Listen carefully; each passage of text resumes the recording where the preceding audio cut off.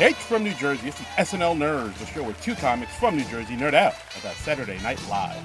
I'm your co-host, Darren Patterson. And I'm your coach, John Trumbull. John Trumbull! Yes, really enthusiastic man. Yeah. I don't know if I can match that energy. Oh, come on, man! You got to do it. This is it. We're like in the home stretch here. The final. We are almost through the season. Final 3 episodes of the season. I mean, my lord, what a wonderful, wild, wacky ride it's been. Yeah, it's been okay. Jesus. All right. Well, let's face it. It hasn't been all that great of a season. Just dragging down the energy. I'm here trying I'm keeping it real, son. Damn, I'm trying to keep these plates spinning in the air, trying to be like, "Hey, man, it's been great, right?" And you're just smack the pudding cup out of my hand. Jeez. I mean, what am I going to do? Lie to the people? Yeah, no, you don't do that, man. I ain't about that life. You ain't here to make friends. No, I'm not. You're here to kick ass and chew bubblegum. Yeah, and possibly make friends. Yeah, well, I like Friends. Friends are good, yeah. Yeah. Like the TV show Friends. I like Friends in real life. I like them all. Yeah, I like the real life Friends a little better. Yeah, especially after that 5th season. Oof. I mean, we talked, guys. Go back and listen to our little Friends tangent we went on in that our Ghostbusters Frozen Empire episode. I will admit I was a fan of Friends up until a certain point, and then the show became really, really whack. Yeah, but that's just me. That's right. By the end of that show, I was actively hating at least 2 of the characters. Yeah, right. I think I know which 2 because I might have hated because like they did this thing where all right, we're again off on a tangent right now. Yeah. They did this thing where they turned a lot of the characters into like caricatures. Oh yeah. It did that typical sitcom thing of what TV tropes calls flanderization. Yeah, where, if somebody's stupid, they get stupider with each passing season. Yeah, like Monica became extra neurotic and extra controlling, and like Ross almost turned into like a sociopath at sometimes. Like he got, I was like, why are you doing this? These were nice grounded characters in the beginning, and now you're turning them into just like grotesque, wacky caricatures of what they actually are. It's just most every sitcom seems to do that over time. It's a really tough trap to avoid, but they get very exaggerated. And then you go back and look at the early seasons, and you're like, oh yeah, I remember why I initially liked this show. Yeah, they were like way more grounded, and they weren't so much. I think it's like one of those things where the writers like, oh, they like this character because they do this, so let's amp this up and pump it up to crazy cartoonish levels, and they'll like them more. And it's the opposite effect. It's like how men like big boobs, but if you pump it up to a certain size, it becomes like really a big old turnoff. Yeah, becomes off-putting. And like no one likes size Z. Well, I'm sure someone out there I'm sure somebody does. I don't want to kink shame, but like once they get like to the size of like wrecking balls, then it's like this is more of a. I don't want to say circus freak, but it. But hey, let's talk circus freak. Hey, let's talk about today. Let's talk about Dua Lipa. We're here to talk about the latest episode of SNL with host and musical guest Dua Lipa. This is from May 4th, 2024, season 49, episode 18. First episode of the final 3 we have coming up. Dua Lipa. She's been on the show before, I believe 2 times before as a musical guest. This is her first time musical guesting and hosting. And the weird thing is, I believe her previous 2 appearances on the show have both been since we started this podcast, if I recall correctly. Let me check real quick. I didn't look up the exact dates, but I believe that is. And I don't think I have any memory of what she did on either of them. Like she has left no impression on me. I know the name, and that's about it. Each time, I'm like the guy from Memento. Like each time I'm coming to her, it's like I'm encountering her for the first time. She has an interesting name, which in her monologue she says is her actual real, Christian name, and her government, as the kids say. Easy on the eyes, and she's a good pop star. She makes good songs, but like I'll admit, like she's kind of vanilla-ish, and doesn't seem to have much of a. She doesn't really stand out that much aside Yeah, from she just her does not looks. leave an impression on me. And I mean, I attribute that more to her being not my thing more than anything. But Right. yeah, so Absolutely. I was. This is not an episode I was really looking at with any great anticipation. I wasn't looking forward to this one. I wasn't like, ooh, what sort of comedic chops does Dua Lipa have? Yeah, I like kind of knew going in she's going to be a mediocre host at best. yeah, and I think you called it. Yeah, she kind of was. So Yeah. like the first time she was on the show was the February 3rd, 2018 show, the one hosted by Natalie Portman, and then Okay, that she was before came we started. All before we right. started, and then she came back on December 19th, 2020, on the Kristen Wiig episode, Okay. where she was in that one sketch with Kristen Wiig, where it's like they're like USO singers singing to the troops, and they end up singing like some modern day pop song Oh, I with vaguely remember that. Yeah. yeah, with like her and Bowen, Yeah. and she was serviceable in that, I guess. Yeah. So It yeah, was a so thing that existed. it was a thing that existed. But she's here today. She has a new album out. Her Uh, third, she said, yes. her third album to promote. She was recently in the movie Argyle. Which So I have she's not seen. yeah, me neither. I've heard mixed things about it. So yeah, so she's like, hey, let me host, and let her host. They did. They certainly did. And she, I suppose, undeniably hosted. She was certainly there for the entire run of the program. She was definitely in sketches, and she said words Yes. for sure. She played a couple of musical numbers. Yes, she's She was the person who said good night at the end of the show, which is traditionally a job that the host does. she did that. Yes, I believe she delivered a monologue towards the beginning. she did that as well. Yes, right. Um, yeah, I think the evidence is in. I believe she was the host. She was there. She was Absolutely. in the building. She was in the studio.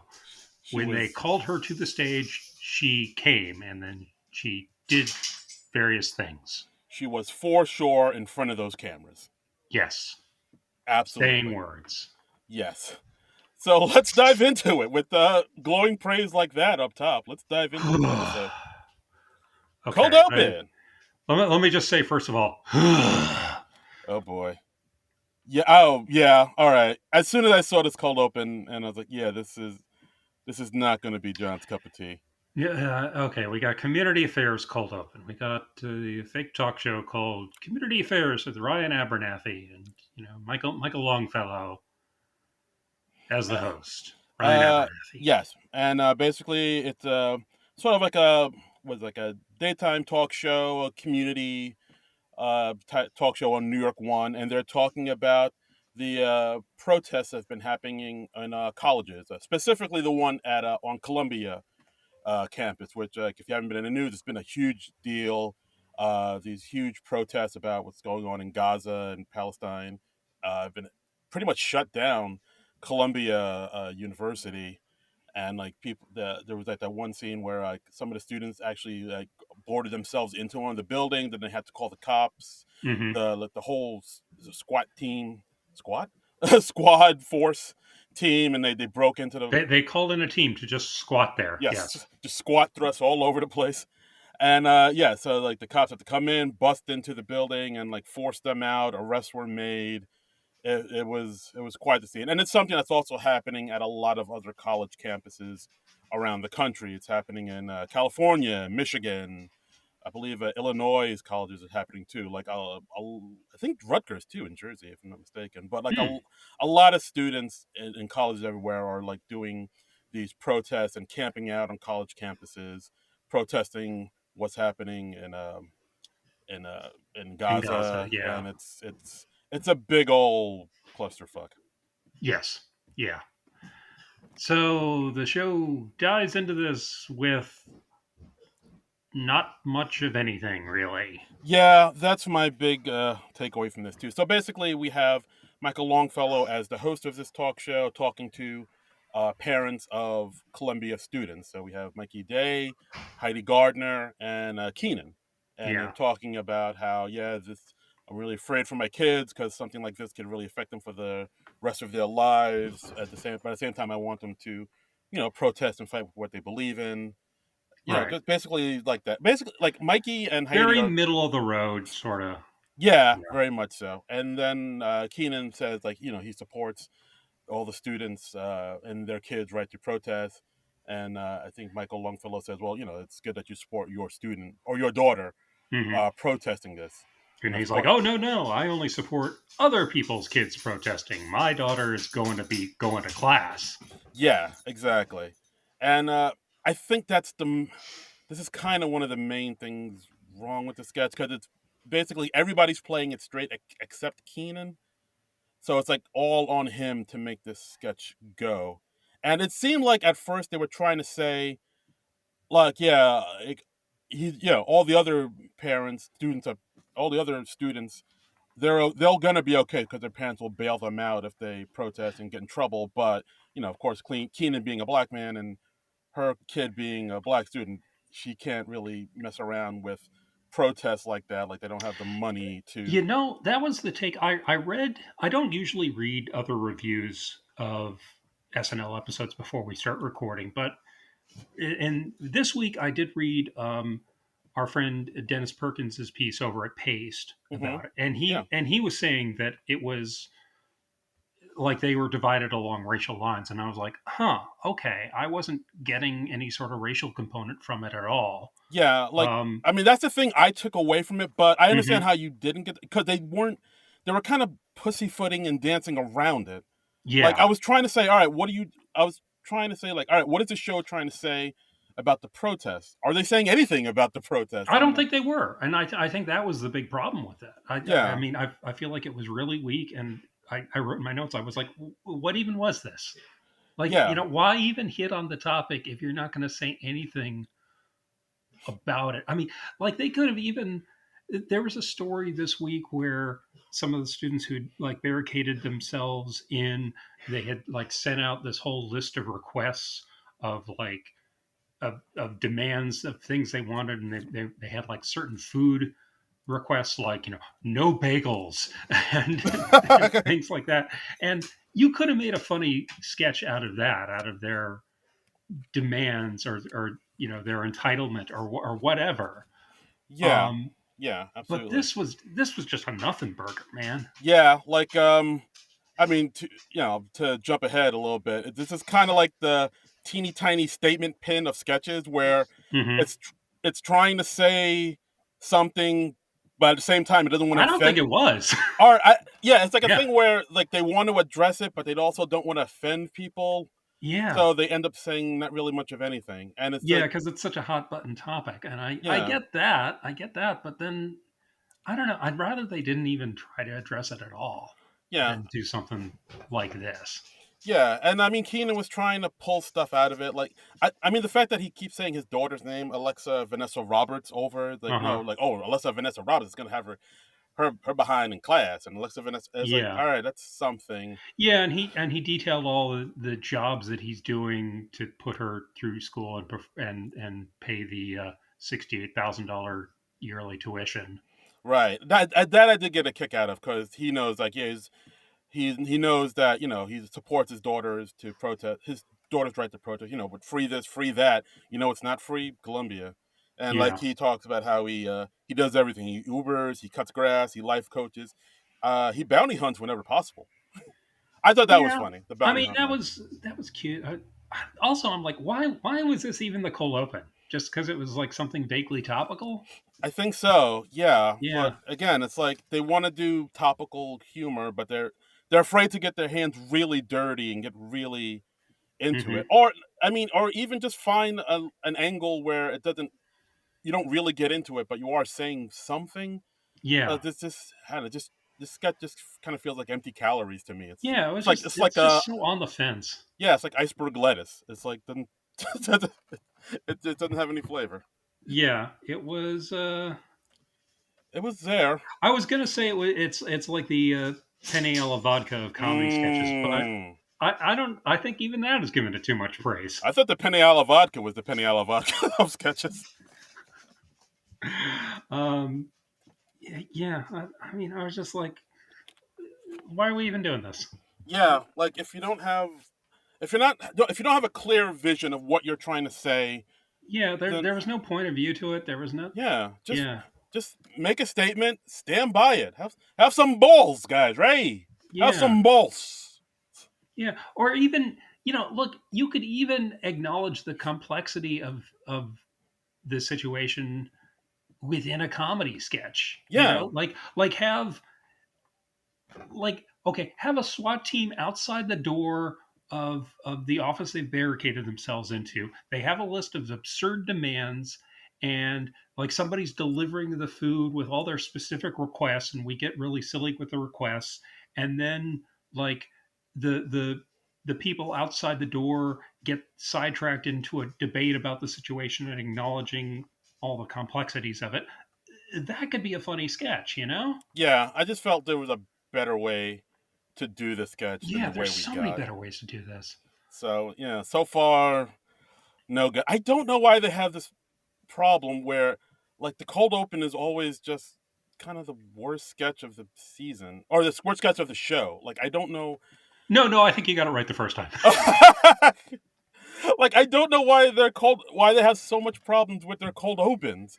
I don't know. It's their I don't, Achilles heel. Like they yeah, and can't. it didn't. They didn't used to be. You Yeah. could. The cold open used to be reliably strong, and now it's not. And I don't know why that is. Hmm. All right, monologue. Moving right along. Anyway, Dua Lipa monologue. She comes out. She talks. Yeah, her parents are in the audience. Her parents are in the audience. She talks about how she has this philosophy of radical optimism, and then she does questions from the audience, and then I'm like, oh no, we're in trouble. Yeah, Oh boy. Oh, uh, okay. We're this desperate already. All right. Okay. yeah. All And of right. course we go, yeah, and then we go to Andrew Dismukes is playing an average Joe, Yeah. saying, "Hey, yeah, my wife left me because I called out my mom's name during sex." And Dua Lipa says, "Hey, well, at least now you have more time to spend with your mom." Yeah. And then Bowen And pops up wearing a fake mustache. yeah. He says, "Yeah, I was talking to my doctor, and she said, yes, my doctor's a woman. Anyway, that bitch said I had to stop drinking." And then Dua's like saying, "Yeah, well, look on the bright side. There's always poppers." Yeah. And then Heidi pops up as Christy Noam, Yes. and Dua Lipa's like, oh nope, nope. uh, that was cute. Yeah. And then at the end, Dua Lipa says like, I gave you the greatest meme of all time, and I'm like, I have no idea what you're talking about, lady. Me neither. Like I have literally never seen a meme with you in it. I'm shocked they didn't actually show the meme for people who Why didn't the f don't you show the meme? like. I guess you Throw just us a bone. throw me a freaking bone here. Yeah, I just. Why are you just assuming that I am intimately acquainted with all that is Dua Lipa?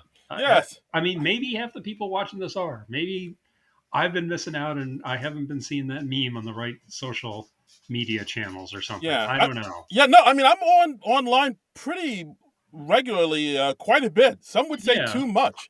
And I've never. I have no idea. I had no idea what she was talking about with this meme. She referenced it. yeah. I was like, And I'm not interested enough to like Google Dua Lipa meme. I mean, no, I could have done that, but nuh-uh. I don't know. No, thank you. But I yeah, don't have a high degree of curiosity about it. not But really. just But yeah, so that's basically the monologue. Not much there. She seems pleasant enough. I guess she came across yeah. okay enough. I don't have anything against her really. I just Yeah, don't think she's a very good host. yeah. Like we'll get into that too. But yeah, I thought she like a lot of her roles. She was like pretty stiff, and Yeah. her delivery was kind of wooden. And like, I mean, we'll probably get into it later. But like, you can see in the sketches, like I feel like the cast kind of and the crew kind of knew that. So you'll Yeah, see in they're this. trying to carry her. Yeah, Yeah. there's a lot. The crew carries her through a lot of these sketches, and she doesn't like. They don't give her any sketch to like anchor. Like it's kind of No. she's kind of like the second or third kind of lead in a lot of these sketches. I don't know. I get the feeling that a lot these days, like when they have a musician who's previously been on host down the line, I feel like it's just like, oh, that person made a really good impression when they were there before and everybody liked them. And then they were like, hey, why not have them host? Yeah, And they don't really stop to ask, like, hey, will this person be a good host? I don't yeah, know. It feels just more like, oh, we like spending time with this person. yeah. Very much. So. It's like, oh, she's a good hang. So Yeah, let's have her yeah. host And the I whole don't damn. know if that's what it is, but It's yeah. like, yeah, the show was mediocre, but we went out for drinks after, and she was pretty Yeah, cool. the after party was great. Yeah, the after party was fantastic. It's like, So oh, okay, all right. well, So we yeah. got we Mm. we got our first sketch. It's young spicy. This is basically a variation of something I've done before. Yeah, the Anna de Armas episode. Yeah, um, where Devin is playing this young rapper. He's looking for little sound bites to use in his latest track, and Ego and Dua Lipa are the two women they've called in to do this. And they're just supposed to say things like "ooh, spicy," "oh, you're so bad," or just things like that that they can pop in and remix in the episode. And then they start saying inappropriate things like him being gay and in the closet. Yeah, why your Eh, wrist so limp? Yeah, and then he asks them not to do that. Then they overcompensate and they talk about him being aggressive and scary. Yeah, he gets upset when you question his masculinity. Oh, you're holding my arm too tight. Damn, spicy, that hurt. Um, and then for why the fuck do we have Keenan talking about feeding the meter? Yeah, that was just like another thing they kind of put in just to. Yeah, This is another thing that's driving me nuts about SNL currently is this weird need to give every freaking character in a sketch an arc or something. Like some people can just be day players. yeah, Look, Keenan's been on the show for 2,000 years. yes. It's not going to kill him if you just give him a character with perfunctory lines to say. Yes, Keenan was there with Gilda and Aykroyd and Curtin. Yeah, It was, somehow performing in SNL back in 1968 with the Smothers Brothers. I yes. don't know how that happened He because was SNL wasn't even on the air then, but it is now a thing that has happened. yes, he was there performing in vaudeville. Yes, we all know this. Well, hey there, Charlie. Yeah, you had to use the back entrance because those were the times. Yeah, But hey, that Keenan Thompson's a real humdinger. yeah, back when SNL was doing it like Greek tragedies, he was performing in the Parthenon. Of course, we all know this. We all know But this. yeah, I mean, I don't. Did that add anything to the sketch? No. Did it do No. anything except add time to the sketch? No. So Yeah. why is it there? I guess it's supposed to be like sort of like a little non sequitur type of thing, just to I, have don't, it there. I But think they were just like, oh, we got to give Keenan something to play. No, you don't. you No, really you don't. don't. Let Keenan just play a thankless role for a change. Yeah, like I thought the stuff they gave Devin played a little bit better, where like they Yeah. talked, like when they talked about little young Spicy's sexuality, it's like, oh, young Spicy, he in the closet for real. And then he goes like, no, no, don't say anything about that. Don't talk about my sexuality, which I'm still figuring out. Right. Like And stuff like and and that. like later that when they talk about him being a Trump supporter and he's like, "Oh, and I guess you're all just okay with Biden." Yeah, I mean, that was cute. And it makes sense for him to have stuff because he's the rapper. Keenan's playing the sound guy. yeah, like stuff like that that kind of builds the character a little bit more and flushes it Yeah. out. The With the sound guy just saying, "Oh, I got to put money in the meter." It's like that's not. What is that? Why would That's you? not interesting. It's not funny. Yeah, It's nothing. yeah, yeah. Listeners, we're coming in hot this episode. I I don't mind telling you. well, I mean, Yeah, it was. yeah, we're coming in hot because it wasn't a very good show. Yeah, it was. But yeah, I this. mean, even in the sketches I liked, I have some issues with, and this was okay. Eh, Um, it's pretty much. I watched it a second time. It was all right. It was funny enough, but it was like. mm, Yeah, I mean it's more or less the same sketch they did before with Ana de Armas. Um, yeah, it's. Eh. and if you're watching SNL for any length of time, you're going to see that where they're just doing these Mad Lib rewrites on previous sketches that went okay. And I mean, they had some funny stuff where it's like, Spicy got that vehicular manslaughter charge, that erectile dysfunction. And another thing that was a problem that kind of carried through in this episode, this one had a really abrupt ending too. Yeah. Oh my God. So many sketches had that where they were just like, yeah, we don't know how to end it, so goodbye. And then So just, it's just going to end. yeah. Yeah. The end. Yeah.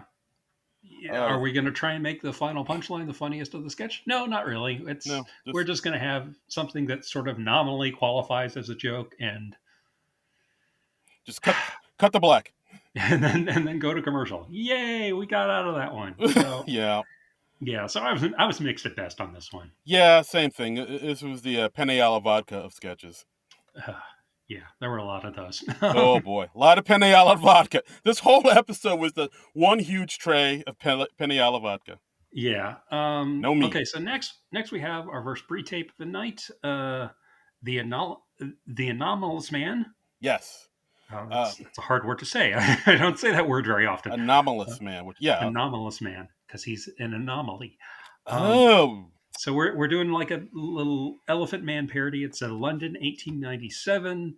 Dua Lipa's playing this high society lady. She sees this play that she responds to, and she goes up to James Austin Johnson's character, who's basically Anthony Hopkins in The Elephant Man, and she's like, "Oh, please, I must meet the playwright.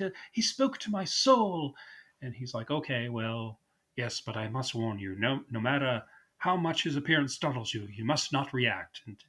And we see Sarah in some very impressive makeup. Yeah. She kind of has that face like in that Twilight Zone episode with the. It's a bit like that. Yeah, it's a bit like a cross between the Elephant Man and the pig faces from Beauty is in the Eye of the Beholder. Yeah, I knew you'd know the episode name. God bless you, man. That's one of the most famous Twilight Zones episodes. Yeah, no, I remember it. I love the episode, but like I just forgot the name of it. Yeah, and the young lady in it is Donna Douglas from the Beverly Hillbillies. Ooh, wee. Yeah, Very and nice. they did a parody of that sketch when Pamela Anderson hosted in the '90s. Do you remember that one? Right. Was it Pamela Anderson or Dolly Parton? Like with the. No, it was Pamela Anderson. Oh, okay. Oh, right. Yeah. I'm thinking about. Yeah, like she took off the bandages and everyone was like, "No, she's hot." Oh, right. Yes. Yeah. I remember that. I'm thinking about. Maybe I don't remember them doing one like that in the Dolly Parton episode, but maybe they did. That was way back in the '80s. So. I'm thinking about the Dolly Parton. Their eyes were on their breasts. Yeah, no, well that of course. There was like the episode about like the big hootered ladies and like Dolly Parton was on a planet. With, yes. She's like she's actually an alien, and she's like and they're like, we're sending you to Earth where your comedically small breasts will bring you nothing but shame. Yes, yeah. Look at her breasts; they're so small. Yeah. But yeah, that's what I was thinking about. But yeah, I mean, for this sketch, I wish I was watching the Dolly Parton episode again. It's a good one. But yeah, for this sketch, it's kind of a slow burn because it's kind of it is time. Okay, here. Okay, you are production wise. You okay? Yeah, I'm okay. I just had to gather my thoughts for a second. Production wise, extraordinarily impressive. It's shot beautifully. The sets and the makeup and the costuming, they're all A+. They're wonderful. Almost reminded me of the old Schiller pre-tapes. Yeah. I don't know if this is one that Andrea's unit shot, but very impressive to whoever shot it.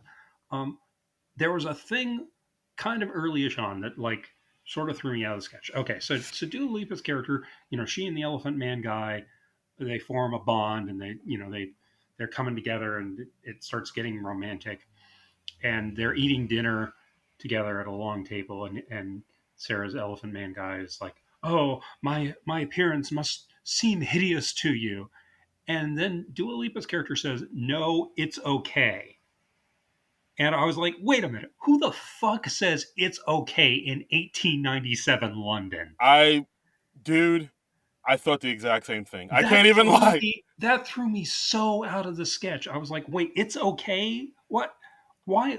What's wrong with it's fine or it's all right or just the anachronism of it for no reason just really threw me. Yeah, no, I agree because like I genuinely felt the same way because like they were doing such a good job of sort of keeping to the language and everything of the era, and just to have her say some sort of more modern language.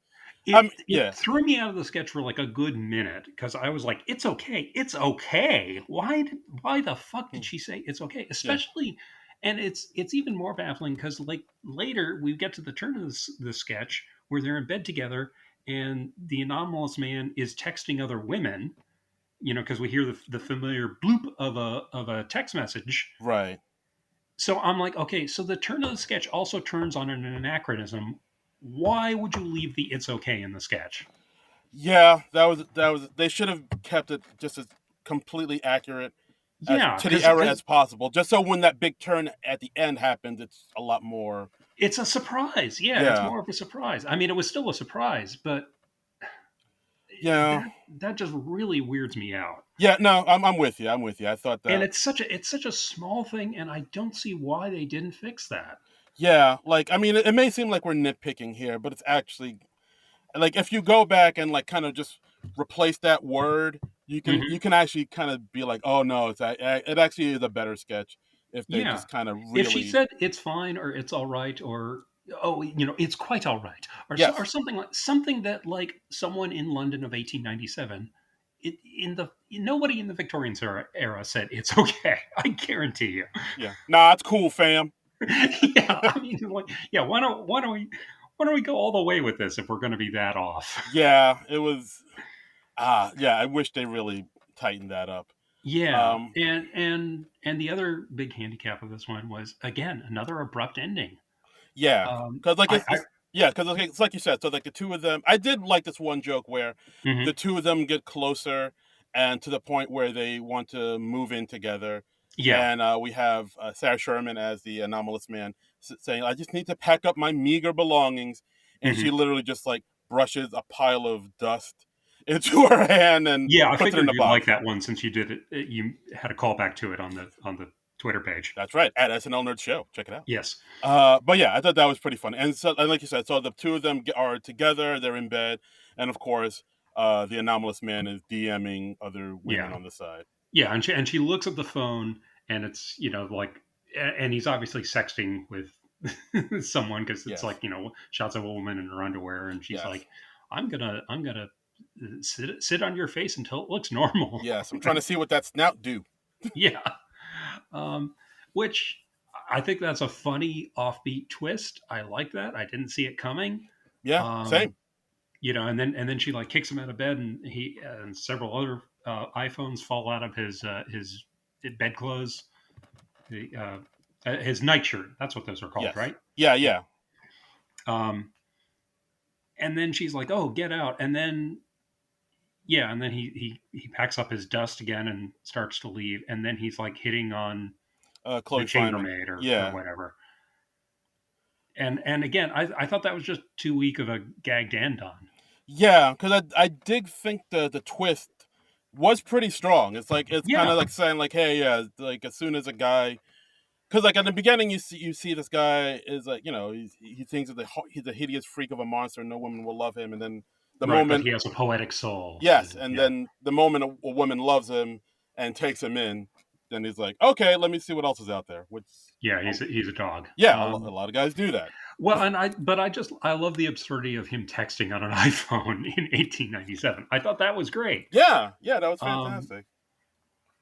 But yeah, like I mean, I would say, I mean, I guess but I'll say this is the it's okay and the bad ending, it knocks it down to like a B plus for me. yeah, like this was almost there to being like a really solid sketch, but Hmm. I would have, yeah, I'd agree with that. Like it's not you. It was really close to being like pretty special, and it just ended up being okay.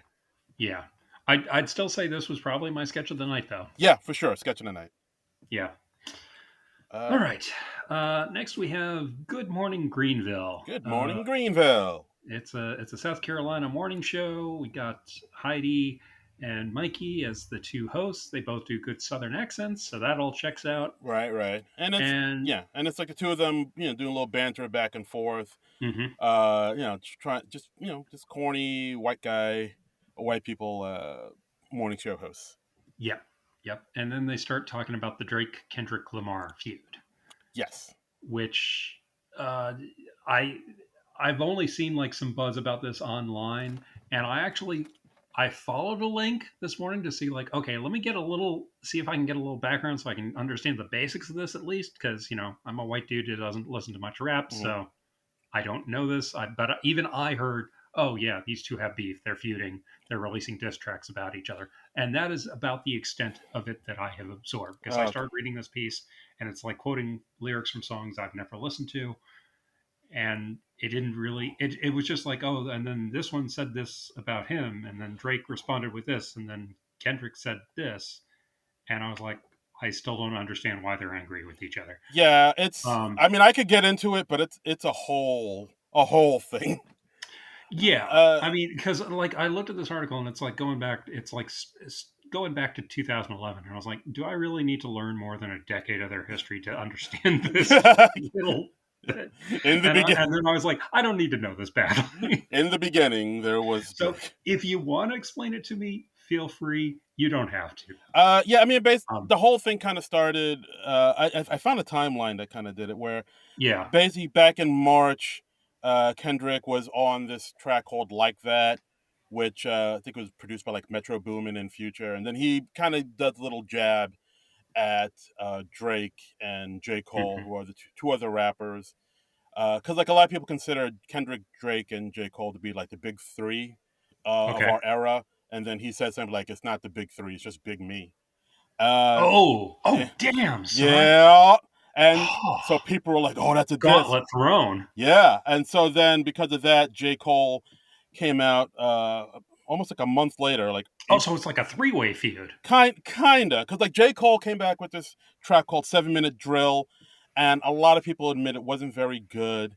And like literally 2 days after J. Cole put it out, he kind of apologized for it, saying, "Yeah, Hmm. I put it out because I felt the pressure from everybody saying I gotta diss him. So like I didn't like it, and I'm sorry I did it, and I apologize to Kendrick."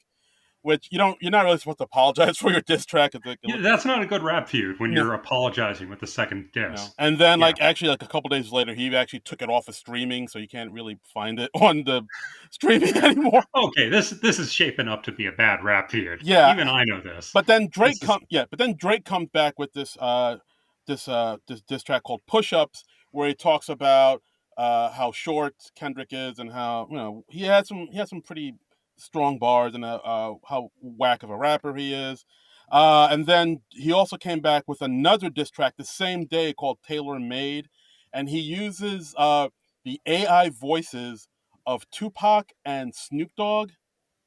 I And heard about this. Yeah. Okay. and like talking him, egging him on. And then the Tupac estate heard about this and was like, "Yeah, you can't use Tupac's voice, man. You got to take that shit down." So he had to remove that off of streaming. Hmm. And then Kendrick, And who replaced Tupac's voice, or he just took the song down altogether? He didn't release a revised version. yeah, he just took the whole thing down. Okay. And then Kendrick came back with this track on April 30th called Euphoria, where he kind of takes some really strong jabs at Drake, and like basically kind of insinuating that Drake's like young girls, because a lot of people have been kind of feeling that because Drake kind of had this somewhat inappropriate relationship with Millie Bobby Brown back when she was 17, and a Hmm. lot of people are like, "What's that about?" And it was kind of weird, and so Hmm. he kind of goes in on that. Then he released another track in May 3rd called 616 in L.A., which was like just more and more barbs about Drake and his life. Then Drake came back with a track called Family Matters. And then this one, Drake kind of alludes that Kendrick beats his wife. And yeah, it gets really bad. And This escalated quickly. it escalates quite quickly. And then, Mm. so when Drake released Family Matters, Kendrick, that same day, 20 minutes later after Drake released Family Matters, he released a track called Meet the Grams, where he addresses Drake's son that Drake was keeping hidden or quiet until another rapper, Pusha T, put it on wax that like, oh, Drake has a hidden son that he doesn't take care of that no one knows about. So like now he's addressing Adonis in this track about how his father, like, he's sorry that he's your dad. He wishes his grandfather wore a condom. He wishes you, and he actually said that. That's funny. Yeah, That's a good guess. and then he also addresses Drake's parents, like, yeah, you raised a horrible kid. He's like addicted to pills and Ozempic, and he's like, and he surrounds himself. People in his crew are like pedophiles, and he's in like, and he has gambling problems. It gets really bad, and then the next day he released a track called "Not Like Us," which was like this really catchy, radio friendly, you know, boppy song that's actually has a really good hook, and yeah, all the dogs love it. Yeah. And yeah, and in that one, he's kind of talking about how, like I said, like Drake kind of surrounds him. A lot of people in his crew are pedophiles and sex offenders, and like Drake is kind of in on like a sex trafficking ring, and he has another child that he's keeping quiet and hidden. It's a big old mess. Wow. It's the mess, but it's the most exciting thing that's happened in hip hop in a while. Okay. Yeah. Wow. Yeah. I like the part where they were like releasing tracks and then they had to immediately take them down. That's funny. Yeah. Yeah. I mean, you could build a good sketch out of that. That would be really funny if like they're if you have like two rappers doing war of diss tracks and then they have to take them down for increasingly absurd reasons. Yeah. That could be a really funny sketch. But we got this one. But we got this one. We had Mikey and Heidi talking about it, and Yeah, not doing nearly as good of a job as Darren just did. Yeah, I mean, there wasn't much to the explaining it all sketch. to me. It was just basically like corny white people talking about hip hop and like, oh, who's your favorite rapper? Is it like Beyonce or LL Cool J? Yeah, it didn't really go any deeper than white people don't get hip hop. Which that's such an old trope. That's like Yeah, back in the '80s they did that, yeah, and and then at one point. They're both wearing like masks of Kendrick and Drake, talking about, hey, yeah, and then they're like, hey, let's call each other the N word, and then and they break for technical difficulties, and they're like, oh, we have to take a short break, which will also be a really long one. Yeah, I mean, oh, and Dua Lipa's in the sketch too. Oh yeah, she says a few words. That shows you what an afterthought she is. Yeah, I did like Devin as the weatherman, and they're always trying to get his opinion on it because he's like the one black guy in the studio, and he's like, nope, not touching this. Yeah, I had a feeling they had to put him in as like the voice of all of us, the audience voice. Where like, yeah, this is okay. I wasn't sure which us you meant there. Yeah. All of us, the audience, all of us, black people. I don't know. Can it be both? Sure. But yeah, like, I mean, God bless Mikey and Heidi. They were trying to make the sketch work, but it just, I feel like we've said before, there wasn't much there. There wasn't enough here to make a fully fleshed out sketch, I thought. I mean, I just wish it went deeper, you know? Yeah. It was very surface level. I don't know. Like, yeah. Like white people talking about hip hop. That's crazy. Yeah, that's it. Like, you know, what if like the two newscasters are having a feud and they find parallels in the Drake Kendrick Lamar thing with their relationship or something like? Just give us something else. Yeah, give us some unexpected twist to it. Yeah, what if Devin is sick of them talking this obliviously and he stages like a coup and takes over the show or something? Yeah, like that. Or just give us some sort of twist on it. Yeah, maybe he has a rival with a competing weatherman at another on another channel. Yeah, and that weatherman does a drive-by or something. Yeah, you got like East Coast versus West Coast weathermen. Yeah, the weatherman. Battles. Yeah, the weatherman gang problem, or like something like that would have been. But yeah, it was literally just white people talking about hip hop. That's crazy, right? Like, yeah, is it? Is it? Yeah, I don't know. Lots of white people listen to hip hop these days. It's not an unusual thing. It's not like it was it's not like it is in the '80s where it's just like this weird anomaly. Like white people listening to hip hop. That's it's like how back in the '80s they had those movies like Mr. Mom and 3 Men and a Baby. Mm-hmm. It's like men taking care of children. That's crazy. It's like that. Look at this granny rapping. Yeah, it's just kind of... That is not a thing that grandmothers ordinarily do. The hip, the hop, the hippity hip hop. Oh, Grammy, you crazy for this one? Yeah, it's just the premise is kind of eh. Yeah. So the sketch was kind of eh. Yeah, I mean, when they do something just this obvious, it's just kind of depressing, you know. Yeah, yeah. This whole episode is kind of the Peniala vodka of episodes. It really is. Uh, let's go next sketch. Sunny Angel. Sunny Angels. This is a trend, Whew.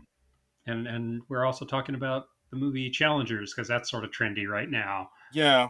Um, But that's yeah. So basically, that's the big trend I've seen on Twitter the last couple of weeks is the 3 tickets to Challengers, please. And yeah. But see, that's the thing. Like they made a lot of references to challengers, but I don't think enough people have seen challengers to understand those references. They've made this. literally all I know about Challengers is okay, Zendaya is in it. Mm. She's like a tennis player, and it involves some sort of three-way throuple type relationship.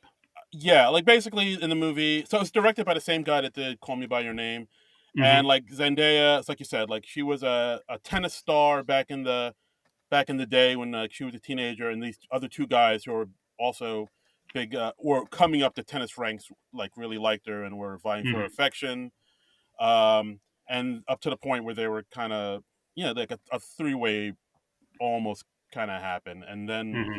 so Have basically, you seen it? no, but like Okay. I've seen the trailer, Oh, and okay. That's more than I have. yeah, Yeah. and so like basically like she's poised to be this big tennis star up into a certain point where like she gets into like she has an injury, messes up Oh her no. knee. Yeah, it is all in the trailer. I'm not giving away anything.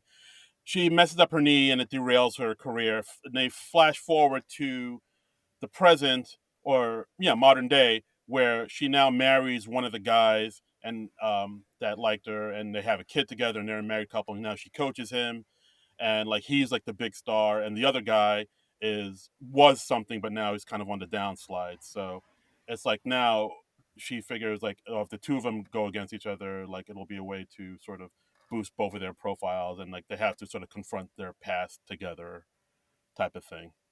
And like the two guys were actually also like really good friends growing up in grade school and almost to the point where they were super close, almost to the point it was kind of, are they more than This is friends? all in the trailer? Uh, the, Holy shit. I parsed through some of it. This is like a summary. Yeah, like I parsed through some of it, like where the two guys have a very are very close to the point where like, do they want to hook up type of thing?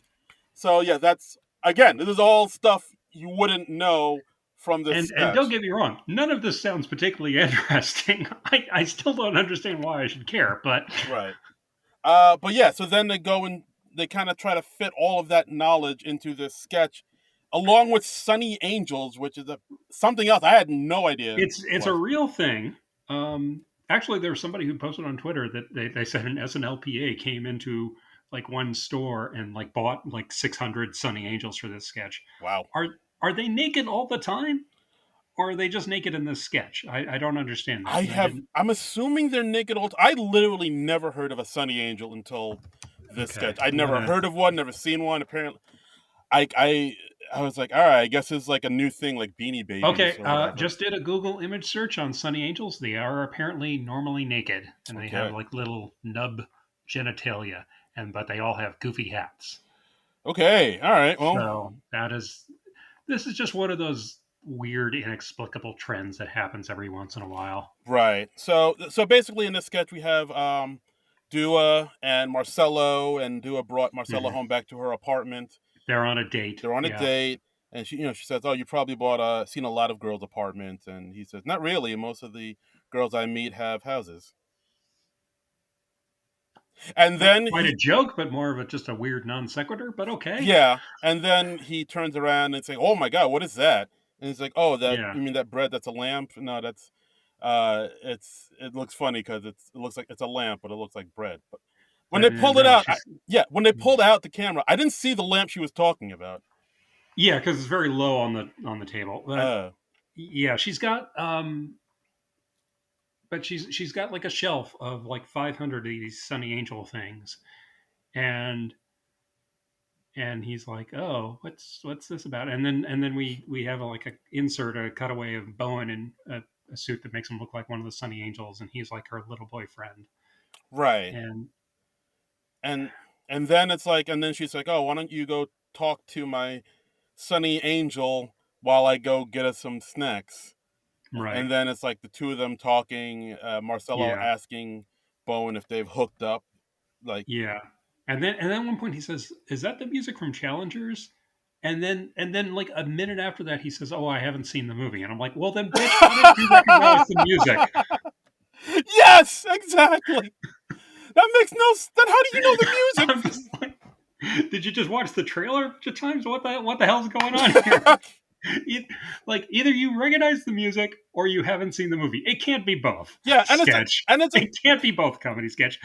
yeah, and it's a thing where like the music from challenges is like just kind of like it's not. It doesn't stand out really in It any isn't way. that recognizable. Yeah, it's Yeah, it's not that recognized. It's just like kind of standard we drum have and so many bass. weird, faulty, and subverted premises this week. Yeah, it's just like regular techno drum and bass, like ooch ooch ooch music. Like I don't know. So I don't know how you specifically know that Yeah, is I from don't know. Challengers, a movie you've never seen. Yeah, I was like, what the fuck? I mean, do you recognize many themes from movies you haven't seen? I mean, only a few. You Yeah, know, if it's like an iconic thing, like a theme from Friday the 13th or something like that. yeah, like the Darth Vader theme. Like you'd Yeah, recognize, you'd know that if you haven't seen yeah, Star like Wars. something that permeates the culture. You're not going to recognize the music from Challengers if you haven't seen Yeah, it. That movie's been out for maybe a month. yeah, and not everybody's seen it. So like, what the fuck are Yeah, you talking about? yeah. It's not Um, iconic. I did like the line when she comes back into the room. She's like, "I'm back with churros, the most penisy dessert." I did like that because I Th- believe there is a scene in the movie where the two guys do eat I, churros. yeah, I assumed it was playing off of something in the movie that I haven't seen, and again, if you have to have seen the movie to like fully get the sketch, it's not a very good sketch. Yeah, so it was so And weird. then at the end, they turn Marcelo into a Sunny Angel, and I don't know. Yeah, It didn't speak to me. Maybe if I was a 20 something who collected Sunny Angels and had seen the movie Challengers, this would have said something to me. But I'm not, and it didn't. yeah, like it just felt like the sketch was kind of it was kind of all over the place, and like Let's talk about these two semi-trendy things. yeah, like it wasn't really fleshed out, and it just seemed like I mean Bowen was trying to sell it.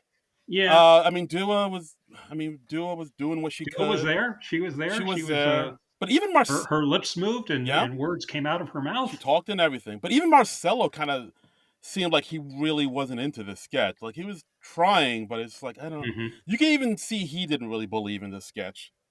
And like Darren, would you say this was a Penny Ella vodka of comedy sketches? I, I, I don't even know if it was a penny. I would say this was Oh, it didn't even rise to that no. level. This was a salad drenched in balsamic, creamy Wow. balsamic. The thing no one touches. Yeah, I thought the sketch was just weird and not in the good ways. It just kind of stupefying. Yeah, it was like, what are you doing? What is this? Yeah, I was just like, oh, you really? Okay, this wasn't cut address. All right, okay. Okay.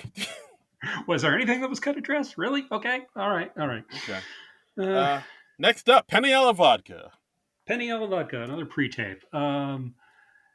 It's just talking about how important events of your life. This is a thing that's always there. It's a big ass aluminum tray of Penny Ella vodka. Yeah, it shows. Loved by none, tolerated by all. Yeah, yeah. We see Molly at a funeral. We see Dismukes and Chloe Feynman because I don't think Trost was in this episode. No, Uh, I only saw Trost at Good Nights. yeah, like them at a wedding, Dua at a graduation, Ego at a baby Hmm. shower, Keenan at a retirement party. So basically, at every event you've ever Yeah, been at throughout your entire life, there's always a big aluminum tray of penne alla vodka. yeah. It's like it's not bad. It ain't It's great. not that good, but it's not that bad It's either. fine. It's fine. Yeah, and I kind of like that because I did recognize the truth to it. Like the last big catered event I went to was when one of my buddies turned 50 a few months back, Hmm. and there was it was a catered event, and yes, there was a big ass aluminum Yeah. tray of penny alla vodka. That's like a mainstay of these things. You get some of that. You get a little chicken. You Mm. know, uh, You have your slippery serving spoon and yes, your little thing of Parmesan cheese. Yeah, I like this. I thought it was well observed. Yeah, and it's short. It's not even two Yeah, it's minutes. it's not even 2 minutes. I like, from the makers of Untouched Tray of Cookies, and then they show like a rather unappealing looking tray of cookies. I enjoyed this. I thought this was cute. I thought it Yeah, was funny. It was written, uh, very well, and yeah, I enjoyed this. yeah, that's just cute. It gets in and Hmm. gets out.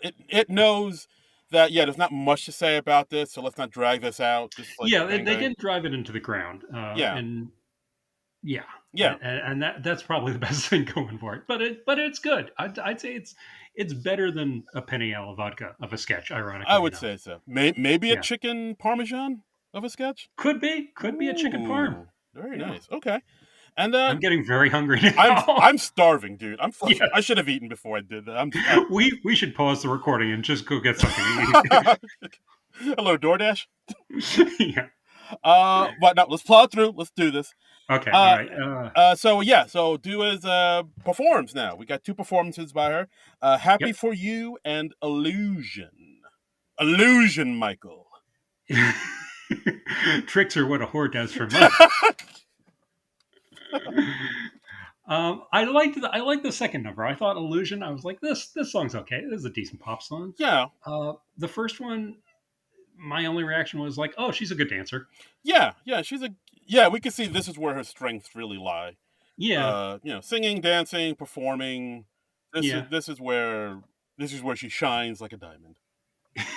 yeah, But yeah, both songs I thought were good pop songs, catchy. yeah. Maybe The have first more. one didn't do anything for me, and if you asked me to hum it now, I don't think I could. Yeah, like And I watched it like not even 2 hours ago. yeah. I mean I know the first like the her big song, the one she's most known for is "Levitating," I believe, or Hmm. "Levitate." Like that's the one that's been playing on the radio nonstop, and I've heard it and I actually like it quite a bit. But yeah, but like these two songs, they're fine, they're good, but they're not as like memorable as They're no levitate. No Levitate, no sir. But Mm. she does have a new one called Houdini, which is actually pretty good. I'm surprised she actually didn't perform it. Levitate, illusion, and Houdini. I'm detecting a theme here. Yes, she loves magicians. Yeah, her turn of the century stage Yes, magician. Penny is from. Actually, like Houdini was like, when was he? Was he? I'd have to look up what era he was. And now I'm blanking. Was he like the 1890s or was he still performing in the 20s? I can't remember. Not sure. Maybe. Yeah. I know Tony Curtis played him in a movie in the 50s, but Okay. All right. I'll look it up. But yeah. I don't need to know that bad. I can look it up when we're done. Okay. Done and done. Yeah. And just like that, the conversation ends. Yes. And we should also mention that so she was introduced by two celebrities during her Hmm. performances. The first one, she was introduced by Troy Sivan. Don't know who that is. He's a big old pop star. SNL made fun of him. Not made fun of him, but they made a sketch about him during the Timothy Chalamet episode. And Okay. the second time, Jerry Seinfeld popped out of Yeah. nowhere and introduced him. So we got some nice little Well, not out of nowhere. He'd yeah. already been seen in Weekend Update by that Yes, point. exactly. So But we'll get to that. But yeah, the other fellow, I was like, I don't know who this is, but the audience seems to recognize him, and they seem to be happy, so that's I, fine. I had a feeling it was Troy Sivan just only because of the SNL sketch that they did of him back in the Chalamet. So I was like, I think that's Troy Sivan. And Okay. then, of course, the internet confirmed it. All right. Well, that's nice. Yay. Thank you, internet. All right. So, weekend update. Colin Jost, Michael Che. You know how this works. You know the drill. Yeah, we do the Che tag, Che, che, che, che. and we summarize some jokes, and we all have a good time. Fun times had by all. Yeah. So what will we talk about? I didn't write down too many notes. I really only wrote down like what the death segments were. Were there any jokes that really struck you? I think there were a few. I mean, there was a couple. There was that one that Che told that like got nothing from the audience about Mm-hmm. like how Biden said the military shouldn't go into the Colombia protest, but he's kind of played that like he's not that they're not sending military aid somewhere else Right. or something like that, and like it was shocking at how little the audience gave him back. Even he was like, oh no, Yeah, and Che kind of kept coming back to like, oh, this is not my night. yeah. I, I liked Che had a joke. Probably about midway through, he was like, May is National Masturbation Month, so nobody knock on my dressing room door for the next few weeks. Like Um, I liked how they were talking about the Kentucky Derby, or as horses mhm. know it, Squid Games. Yeah. And I did get a chuckle out of he had that one segment about the prosciutto inspector, which he always thought was Italian slang for gay. Yeah. Oh, he's a real prosciutto inspector, hey. And what was the joke that Jost had about prejudice against white people? I'm mangling it, I know. Oh, about how Trump's one of his first decrees. Oh yeah, yeah, and Jost was like, "Oh yeah, finally, yeah, Yes, finally, like my people have been oppressed for too long. Time's up, yeah." Michael Che. But yeah, overall, not a bad weekend update. It was decent. Yeah, It was fine. It wasn't anything spectacular. yeah. I Um, mean, this whole episode, it's weird. It seems like SNL has been doing this thing where the first episode, First week back, it's mediocre show at it's best. always like the ugly pancake of the Yeah, of shows. yeah. It's, When you make that one pancake that looks like the Millennium Falcon, yes, yeah. 200 parsecs. The 200, Hmm. or I don't know. 12 parsecs. Ah, 12 parsecs. Damn it. All right. Well, Yeah, I lost my nerd cred. Shit. yeah. Shit, Damn it. make the Kessel Run in less than 12 parsecs. Fuck. All right. But Which is a unit of distance, not time. So that line's pretty nonsensical. I oops. mean, I mean, what are you doing, 1977, George Lucas? I mean, are we supposed to believe this is some sort of race of varying distance? I mean, what is that about? I hope somebody got fired for that blunder. Yeah. There's that, and there are actually tie-ins that try to explain that. Oh boy. There's like one that's like, no, he took a shortcut through a black hole, and it's Yeah. no, it's just George Lucas didn't know what a fucking parsec Yeah. was. I just when I hear stuff like that, I just in my mind I just see William Shatner behind a podium saying, I, telling me to get a life. yeah, I thought you were going to say you pictured me. Yeah. I was trying. No, of course. Well, maybe a little. Like, get a life, you guys. Yeah. You. When was the last time you touched a woman? Move out of your parents' basements. So death segments. We got We got Marcello as Christy Noam's other dog, because South Carolina Governor Christy Noam, very infamously in her memoir, said that she shot a dog because it was untrainable as a hunting dog. it was a puppy. It wasn't even a dog. It was a pup. Yeah, it was like 18 months old, and just like God, if I had done that, I would never admit it to another living soul. What the Yeah, fuck, I man? I think she's regret because even like the GOP is like, whoa, that's too far, whoa, and Yeah, they're like, we're evil. We're not cartoonish supervillain evil. like I mean, we are, but we're not that cartoonishly supervillain evil. right, say whatever you want about minorities and homosexuals, but Yeah, kill, take away all women's rights everywhere, but but like, yeah, shooting a puppy? that's disgusting. No, Yeah.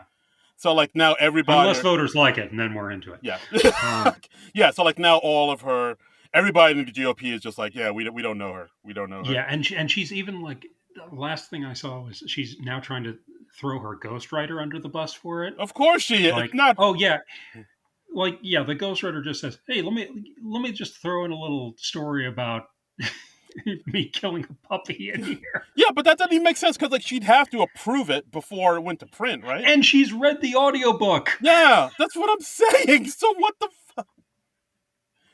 Oh my. I don't know. It's just it's comical Yeah. how she's just crashing and burning. Yeah.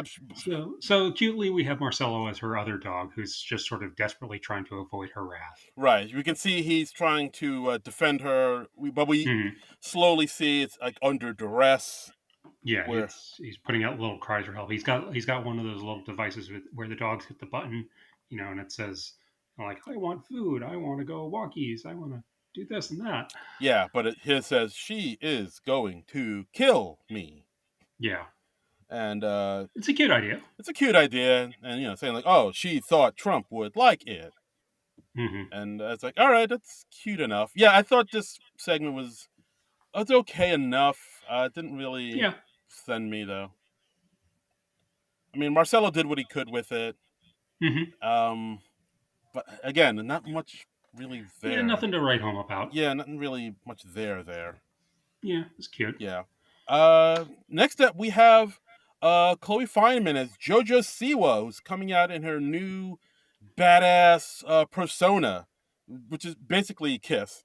And so she comes out. Yeah, yeah, face makeup yeah, it is very kissy. Yeah, and yeah, so like JoJo Siwa, of course, she was like a young teen singing darling, and Imagine Rainbow Bright was a person. exactly.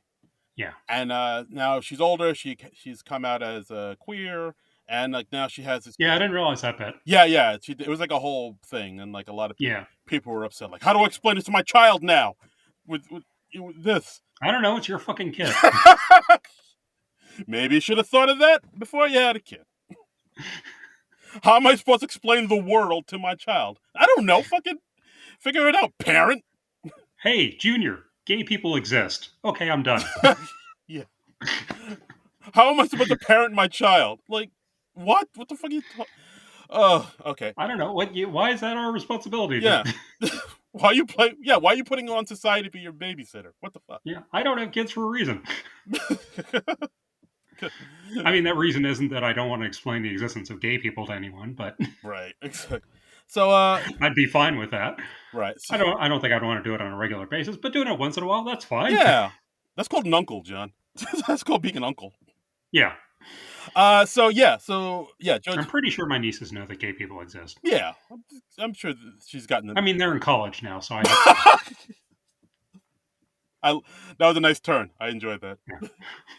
Yeah. Yeah. So she comes out as JoJo Siwa, dressed up as if a figure skater joined a street gang, or Yeah.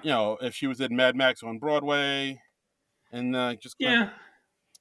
just kind of This was fine. It just felt a little past its sell by date, you know? yeah, because like this all happened like a month or two ago, and it's like we live in It happened like when SNL was off, and it feels like it got axed from another show, and then they put in this one just to pad out the runtime or something. I don't know. yeah, it does very much feel like that because like they weren't really saying anything about it, rather than how crazy it is that this squeaky clean Yeah. child actor singer is now trying to be what she considers a badass.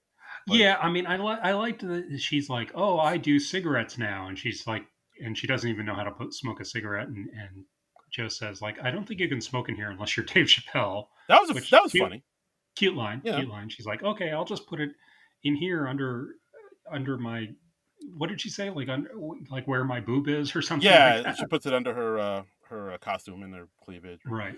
Yeah, and then she talks about how she invented gay pop, which Mm-hmm. is something she said, and it's like okay, and yeah, again, there's not a lot of there. I mean, it's not as funny as like say Amy Poehler is out Avril Lavigne going, I'm punk. Yeah, this is a You know, man's that was tie.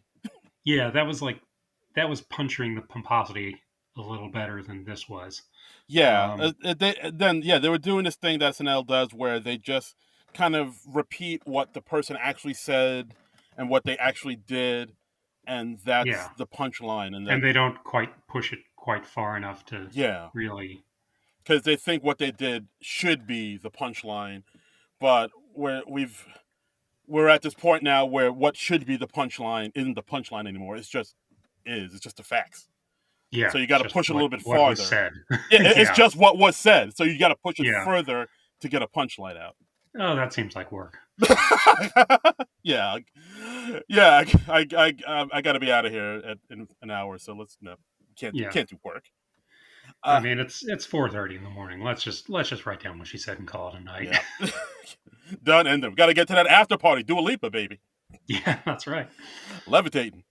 Yeah. And then finally we have Jerry Seinfeld as a man who did too much press.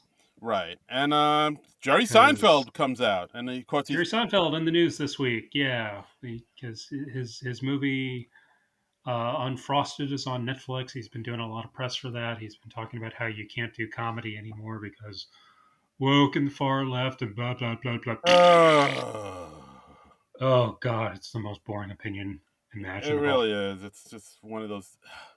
It is weird how like once a comedian reaches a certain level of At a certain age, and a certain tax bracket, and a certain amount of out of touchness. Yeah, then they just become, oh, back in my day, you could blah, blah, blah. And now these You young used to folks. go home and you used to be able to watch Cheers and then All in the Family and then MASH, and now the woke left has ruined that all. And it's like, wait,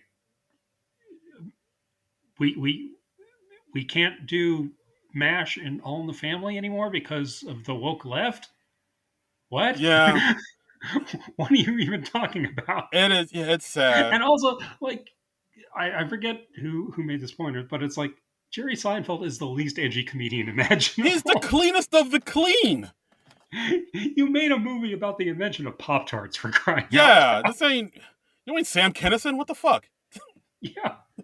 You ain't out here in an overcoat and beanie screaming, "Ow, ow!" That's not you, Yeah. Jerry, Jerome. So I've gotten very burned out on Jerry Seinfeld over the last couple of weeks, Yeah, it seems like a lot of people have. because yeah, he's everywhere, and I don't know. I don't think it was necessarily a great choice to do this from Jerry Seinfeld's point of view, because I don't really relate to Jerry Seinfeld's point of view. Yeah, like it seemed like they just threw him in here at the last minute just to literally just to promote his Netflix movie. I mean, I will admit, it seemed like he was almost. They were almost kind of close to having an interesting point because, like, he does get Mm-hmm. into how, like, promoting his movie is almost like an addiction, and like, Mm-hmm. if you're struggling with press, I'm looking at you, Ryan Gosling. There is help. You can get help. Yeah, and he's like, when I started this press tour, I was 26 years old and I was young and handsome. I thought, I don't know. yeah, I thought like, all right, that's an interesting take on it. But then they interrupt that by his phone going off and him talking to Univision, agreeing to promote his movie, and it Mm-hmm. felt like maybe they had to like cut his what he was. It seemed like they were gonna go in that direction of like doing press is almost like being addicted or having an addiction, but then they cut that short for time. It felt like, but Well, I think it was just he was succumbing to doing more press, right, even though he shouldn't have. yeah, that's true. But yeah, but then overall, yeah, but then they kind of cut to him talking to Univision, doing press on the phone. Yeah. Not bad. Yeah, didn't again, and something else that didn't have the punch that I thought it should have. I mean, I think I would have liked it more if they just got into if it was like more Seinfeld apologizing that he's been everywhere lately because he's been promoting so much and it's tough to say no or tough to know when to stop. Yeah, that would have But been good too. instead it was more from Seinfeld's point of view, is like, oh, I've been doing so much press for my new movie and it's so exhausting and it's draining, and I'm like, well, who can relate to that? you Who know, can relate to that besides Jerry Seinfeld or somebody on his you level know how it is of when you're a celebrity? millionaire and you're on TV constantly and promoting and Yeah, flying around in your private jet. What's up with that? it kind of reminds me of it was a quote in the Live from New York oral history book where I can't quite remember the context of this, but there was a quote from Tom Hanks that stuck with me where he was like, "You know how sometimes you meet royalty and they're really boring?"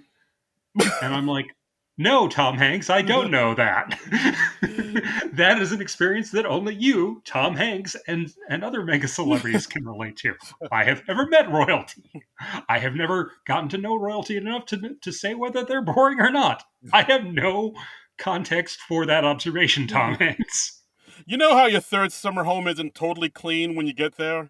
What's up with that? You know how your Learjet sometimes is refueling on the runway Like, what the fuck are you talking about? and they have to change the crew because of like a 12-hour turnaround? That's crazy, right? Am I right? Is this thing on? Yeah, it's just it's like just go complain to another celebrity who knows what the fuck you're talking about, or Yeah. who cares Oh, one iota. oh my god, it's insane. I'm wondering how I'm going to make my rent. Yeah, exactly.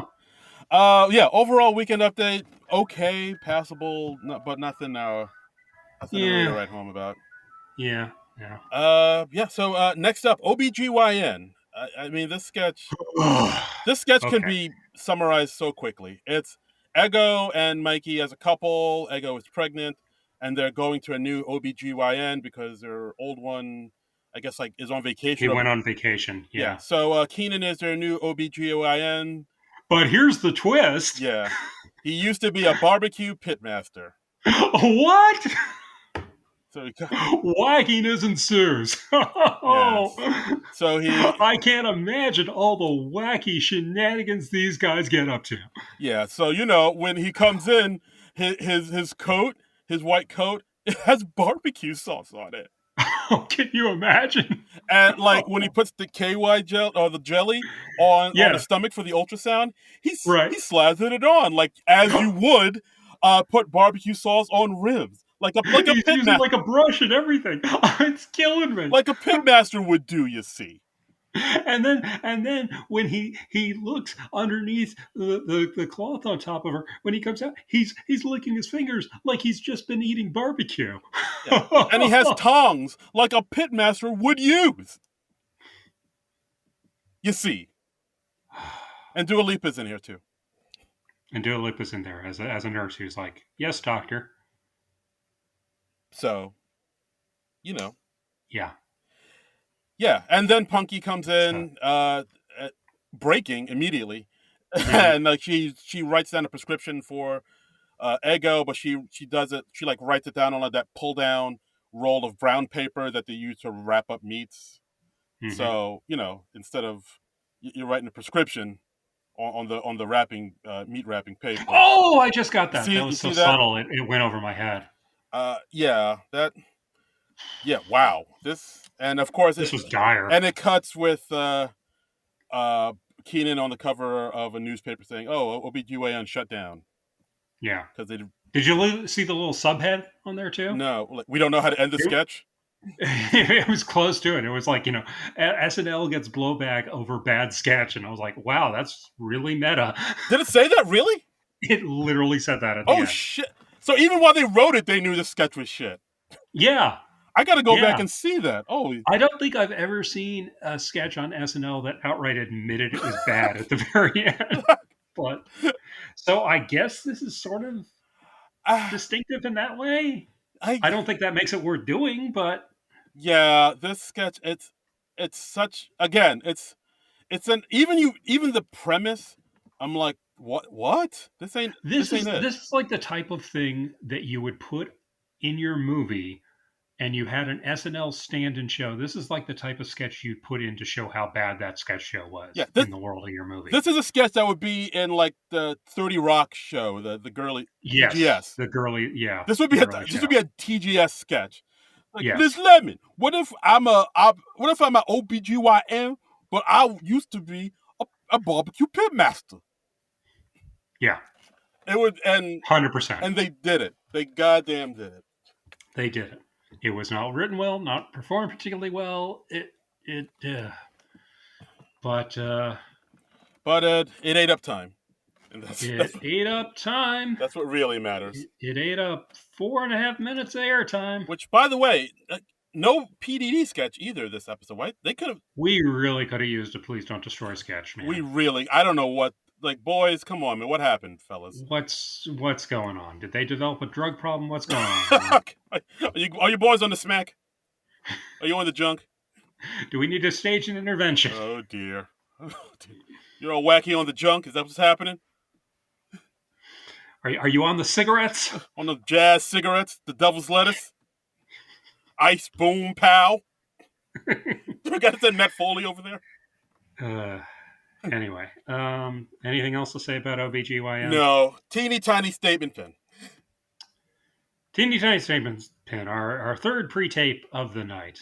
Again, not a great vote of confidence for the host when we're doing this many pre-tapes, I think. Right. So basically, the premise of this one, it's for award season and red carpets, and they're talking about how celebrities who they want to wear a pin that supports a cause, but Right. They want to make a statement, but they don't want to get any blowback. right, exactly. It's because it's wrong to stay silent, but it's wrong to say too much.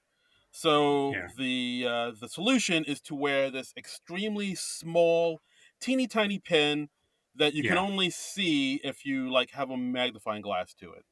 So like Mm-hmm. you're saying something, you're making a statement, but you're not saying it too out loud to Right. offend anybody and Right. get blowback And, for it. and like I think Chloe's character is wearing like a sequin dress, so it's totally lost in the dress. And Yes. Oh, no, I think that was Heidi because like she had. Oh, it was Heidi. Okay. Yeah, yeah, and they have like small. They have statements like pay teachers more, ceasefire now, love is love, free Yeah. Ellen. And then they have even vaguer ones with like a picture of a baby and a dog. And it says no. Yes, it has to stop, and it Yeah, it has to has to start. start. Yeah. um, Uh, this was fine. yeah, it was an interesting premise. Like, I mean, I get what they're going for because it is, Yeah. do live in a world where if you make any type of political statement, like you might get some blowback, and that might affect your Hmm. career. You don't want that to happen, but at the same time, you don't want to not make a statement about something you feel passionately about, or not even feel that passionately about, but you might feel like you have to say something because you're a celebrity and you have a certain obligation to say something about certain topics. So the in between, I guess the compromise is to have like a little small, teeny tiny pin where you're saying something, but you're not saying it too loudly, so people won't be offended. So I was like, all right, Yeah. that's interesting and a Yeah. premise, but yeah, I don't. I'm trying to think of why this didn't hit I me. liked how Chloe Feynman was Anna Winter, and she had a little pin that said like "The Devil Wears Prada is not about me." Yeah, That was cute. yeah, that's cute enough. But yeah, ultimately, I thought the sketch was okay. Like, I don't know. Hmm. Again, like it was trying to say something about a thing, but it just didn't. It kind of backed away before it really like it was pulling its punches a little bit. Like it kind of was declawed and didn't have the impact it was trying to have. You know what I mean? Like it was trying to. I don't know if it was really trying to have an impact. I think it was just trying to be more goofy than make a statement. Yeah, I guess so. I guess I don't know. I But guess part of me thinks, yeah, like are there times where they're trying to be goofy, or are they trying to say something but they don't want to go all the way, so they pull it back a bit? that would be very meta if this is a sketch where they were trying to say something but they pulled away. It is. It would be exactly. That would, I think that's more levels than the sketch has, That's right. honestly. They're playing 4D chess, baby. I know. Uh, Um, but yeah, final sketch of the night. Jingle Pitch 2, which is a literal beat for beat recreation of the sketch they did on the I believe it was the Jenna Ortega episode. yes, it was. Right. So it's like basically Dua Lipa. We got a company that's the flooring company. They needed a catchy new phone number jingle, Right. and Dua Lipa's character because she's the host, Right. so she's in sketches and stuff. Um, she and Bowen went out drinking at a place last night, and they saw At Luch this band there, Soul. What were they called? Soul something. Soul Cycle. Sure, let's say Soul I'll look Cycle. it up, but yeah, no. I don't think it requires that energy. Uh, um, and they hire them to write a catchy jingle, and they write a number to get the number in people's heads, and it doesn't do a good job of that. Yeah, like Um, hmm. this one I think it was pretty salvaged by the performances. Yeah, I mean, I guess my main issue was like they're literally doing beat for beat the same Yeah, thing. Like it's another Mad Lib yeah, and sketch. Yeah. but they're even performing the same way. Like the Hmm. way Anders Dismuke screams the first number, like one, and they did the little dance, and then Yeah. 4, 5, 6, and then like it's this, they're doing the same thing. They even had what was it, Bowen and Dua go to the same restaurant they did in the first one. Like they went to some restaurant called Luciano's, and then they were drinking Oh, margaritas. you got to keep the Lucianos in Yeah, there. I mean, that's the meat of the that's sketch. right. That's the meat. That's the meat and potatoes, baby. I mean, what are we going to do? Have them go to another restaurant? I mean, that's madness. We'll confuse the audience. What are we even doing? But yeah, like they were talking about getting Soul Booth. That's the name, Soul Booth. Soul booth. But Okay. yeah, then they were talking about and Ben Bone kept saying, I want to feel, I want to have the same feeling I did when I heard you uh, last night when I was dacked down at Luch, and like there was Yeah, because he got drunk on strawberry right daiquiris. Dak, and he kept saying dack down, daiquiris, Yeah. dack down at Luch, and they said that exact same phrase on the Jenna Ortega, dack down at Luch. Did they really? Okay. Yeah, like if you go back and watch, you'd be like, oh, that's the same No, thing. I'm not going to do that. Okay. But yeah, and then at the end they even invited Dua Lipa to come up and sing the song with them. And I thought she was gonna sing, but then they kind of sing over her, so she didn't even really sing. Like, Yeah, that was weird. so I was like, well, what is? So then what? You're not Yeah. gonna have your singer sing, your host sing, and then it's just, The one thing that she's demonstrated a talent for. yeah. Yeah. Yeah. And then it just ends with all of them singing this the ridiculous jingle song, and I was Yeah. like, all right, I and mean, it's no 8777 cars for kids. yeah, donate your card today, Yeah. and that's the episode. Well, real bleh. I mean, I don't want to say let down because I didn't have high expectations, but I wouldn't say it even met my low expectations. yeah, like Um, I mean, I don't want to say this episode was like a total crater. It didn't bomb, but it, it's definitely middling. but it was enough bad stuff that even the good stuff like the anomalous man and the penne alla vodka, even those seem sort of like reduced by being in proximities to so many bad and mediocre sketches. Yeah, they got hit with the shrapnel. Yeah, For sure. Yeah, it's pretty middling episode, I'd say. Pretty. yeah. Uh, I I wouldn't even call it a middling episode. Ooh. It's not a good episode, man. I mean, look, we've seen worse. Nothing will ever be as bad as the Elon Musk episode. But yeah, this episode was Yeah. definitely not great. I would say it's maybe one step above the Jacob Elordi, Dakota Johnson episodes, but Yeah. Yeah. just one step. Yeah. It wasn't as, but yeah, it was still kind of all Yeah, but right. not a good one. It's one that's just kind of depressing to get through. Yeah, a bit of a slog. And like after I finished the show, I was like, I'm not really looking forward to talking about this because like, Well, how many different ways can you say this was bad? yeah, but us talking about it was fun and making fun of it.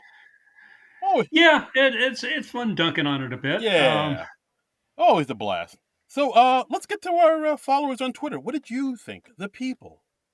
Yes. Let's see. We got Jacob. He's at Dark Matter underscore 362. He says, "Do I have a crush on Dua Lipa? Yes.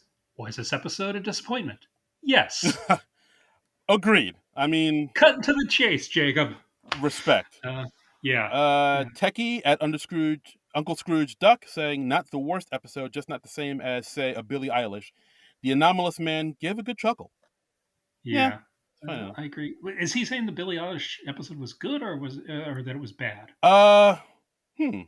I took it as him saying the Billie Eilish episode was good. Yeah, I think he's saying it's good. Yeah, like the Billie Eilish episode had some stronger sketches for sure. If we're talking about like that first Billie Eilish episode where she's inviting Kate McKinnon over to spend Christmas with her, Yeah, that that episode is redeemed just by that sketch alone. yeah, that was hella strong, Yeah. as the kids say. Let's see. Our friend Drew S. Rod at DSLE78 says Dua Lipa was good. Didn't stare at cue cards, and her character work was good, especially her New York accent in the 10-1 sketch. Oh yeah, okay, yeah, that. Cold Open was a great concept, but poorly executed. I agree with that, except for the great concept part. Anomalous Man was the most original pre-tape in a long time. Yeah, I'd agree. Mm-hmm. Jost anti-white racism joke made me laugh out loud. Yeah, Yeah. yeah, that was probably the strongest joke in update, I suppose. Yeah, I would say so. But yeah, overall, yeah, it was the ugly pancake of the episodes, for Mm-hmm. sure. But hopefully our next two episodes coming up will rebound from that because during the break Mm-hmm. they released who would be hosting the next two episodes. Last two shows of the Last two season. shows of the season, going out strong. So Hopefully, hopefully, yeah, fingers crossed. I don't want to jinx it. Fuck. All right, well, yeah. So next week, May 11th, we got the one and only for the Mother's Day show, Maya Rudolph with Yeah. musical guest Vampire Weekend. This is Maya Rudolph's third time hosting. She hosted Mm-hmm. February 18th, 2012, and March 27th, 2021, which wasn't too long ago. And No, Vampire Weekend, I believe they've been on the show about 4 or 5 times now.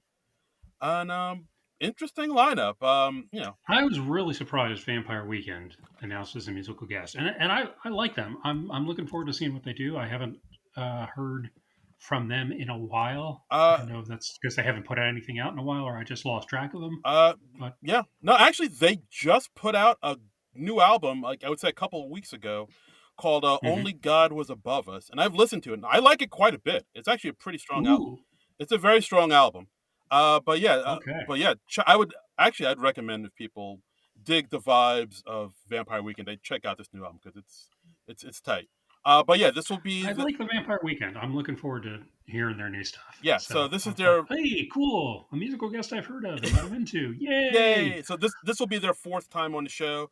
They were back. They were all, the first time back March 8th, 2008, on the Amy Adams episode. March 6th, 2010, Zach Galifianakis episode, and May They need to bring Zach Galifianakis back, They man. really do. Like He was a spectacular oh, host. like his episode. I mean, what the Daryl's house? Yeah, I mean, goddamn, what a. that's epic. And then like he shaves his head into a Mr. T Mandika for good nights. My God, man, I mean, that wow. is commitment to the bit. I mean, who does that? That was wild, man. Yeah, That that was was wild. I a don't even wild. care if he has a project to promote. I just like to see him back. Yeah, yeah. Hopefully. So yeah, and of course the fourth, the what one two oh the third time they were on was when Kristen Wiig hosted on May 11th, 2013. So they'll be back on May 11th, 2024. Oh, that's neat. Yeah, yeah. And Yeah. final show of the season, May 18th, Jake Gyllenhaal and Sabrina Carpenter. This will be Jake Gyllenhaal's third time on the show, if I'm not mistaken. Yes, Sounds about right. yeah. Yeah. First hosted January 13th, 2007, with a musical guest, The Shins. And Oh, I can remember. I'm just like, that's such a 2007 booking, right? Yeah, remember that Garden State soundtrack? Yeah, yeah. It's a solid soundtrack. New slang, right? Yeah, yeah, yeah. That's right. Then he hosted on April 9th, 2022, which was the Camila Cabello episode. Mm-hmm. And now he's back, third time's a charm. And Sabrina Carpenter, I believe this is her first time hosting a brand new pop star out Yeah. on the scene. Not hosting, musical guesting. Musical guesting, yes. So should be pretty interesting. Should be. Yeah, I mean, I think both of the choices they had are fairly safe. I guess they just want to that's true. Yeah. kind of make sure that they end this season on a strong note. Yeah. So that maybe they were like, oh, maybe we shouldn't take a risk on somebody who's never hosted before. We should put our eggs in the basket of someone who knows how the shows run, can really perform, really bring this home, and really kind of go out, have this whole show go out on a big bang. Yeah. So, yeah, final two episodes of this season. Looking forward to it. Yeah.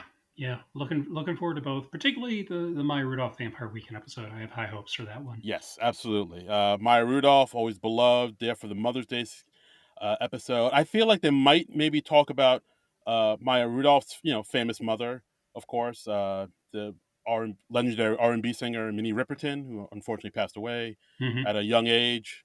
Yeah. So Yeah. I feel like they might bring that up. And I mean, Vampire Weekend's a great band, so I'm looking forward to seeing them perform some new songs Mm-hmm. off that great album.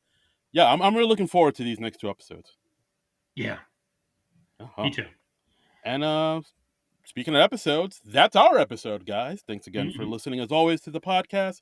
And as always, you can follow us on Twitter, because we refuse to call it X, at SNL Nerds Show. And you can follow me on all the platforms at Darren Credible. That's DARIN Credible. And if following Darren on all the social media platforms isn't enough for you, you can also follow me. Woo! And I'm at Trump Comic. That's TRUMBULL and the word comic. You could just follow me and follow all the fascinating and witty things that I say. Yes, it is many. It's an adequate amount. I'm trying to sell it, man. Come on. Okay. It is All right. many. There we go. Now you're cooking. Now you're cooking with gas. So we'll be back next week with our thoughts on the Maya Rudolph Vampire Weekend show. But until then, nerds out! This has been a non-productive media presentation. Executive producer Frank Hablawi. This program and many others like it on the Non-Productive Network is distributed under a Creative Commons Attribution Non-Commercial No Derivatives license. Please share it, but ask before trying to change it or sell it. For more information, visit non-productive.com.